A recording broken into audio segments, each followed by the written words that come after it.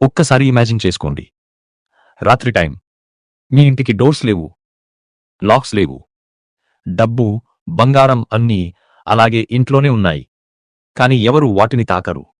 ఎందుకో తెలుసా? ఆ గ్రామాన్ని శనిదేవుడే కాపాడుతున్నాడని అక్కడి వాళ్ళు నమ్ముతారు. అది సినిమా స్టోరీ కాదు, మన ఇండియాలోనే ఉన్న రియల్ విలేజ్. ఆ విలేజ్ పేరు శని షింగ్నాపూర్. మహారాష్ట్రలో ఉన్న ఈ చిన్న గ్రామం చాలా సంవత్సరాల నుంచి పీపుల్ని షాక్ చేస్తూనే ఉంది. ఎందుకంటే ఇక్కడ చాలా ఇళ్లకి ఇప్పటికీ డోర్స్ ఉండవు. కొన్ని ఇళ్లకి కర్టన్ మాత్రమే ఉంటుంది. కొన్ని షాప్స్ కూడా ఓపెన్గా ఉంటాయి. మన దగ్గర అయితే బైక్ బయట పెట్టినా టెన్షన్ పడతాం. కానీ అక్కడ వాళ్ళు ఇళ్లనే లాక్ చేయరు. ఇది చూసిన వాళ్ళు ఒకటే అంటారు, అసలు ఇలా ఎలా పాసిబుల్? దీనికి సంబంధించిన స్టోరీ కూడా చాలా ఇంట్రెస్టింగ్గా ఉంటుంది. చాలా ఇయర్స్ బ్యాక్ ఈ ప్రాంతంలో భారీ వరద వచ్చిందట. వరద తగ్గిన తర్వాత గ్రామస్తులకు ఒక పెద్ద నల్ల రాయి కనిపించింది.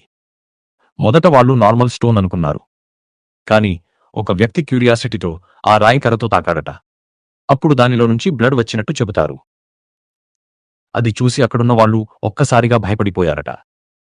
ఆ సేమ్ నైట్ ఒక గ్రామ పెద్దకి డ్రీంలో శనిదేవుడు కనిపించాడట. ఆ రాయి నా స్వరూపం అని చెప్పాడట.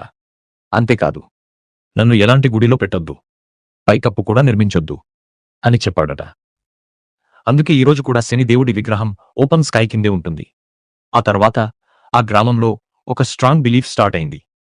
ఎవరైనా అక్కడ థెఫ్ట్ చేయాలని ట్రై చేస్తే శనిదేవుడు పనిష్మెంట్ ఇస్తాడని వాళ్ళు నమ్ముతారు. అందుకే ప్రజలు ఇళ్లకి డోర్స్ పెట్టడమే మానేశారు.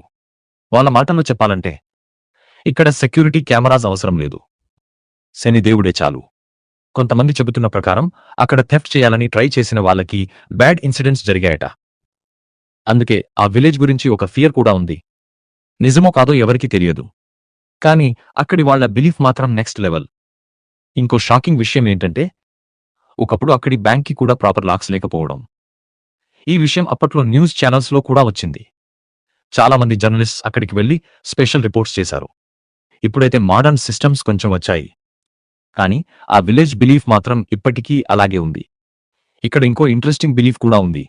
శనిదేవుడి దర్శనం అయిపోయాక వెనక్కి తిరిగి చూడకూడదని చాలామంది నమ్ముతారు. అలా చేస్తే దైవ ఆశీర్వాదం తగ్గిపోతుందని వాళ్ళ బిలీఫ్.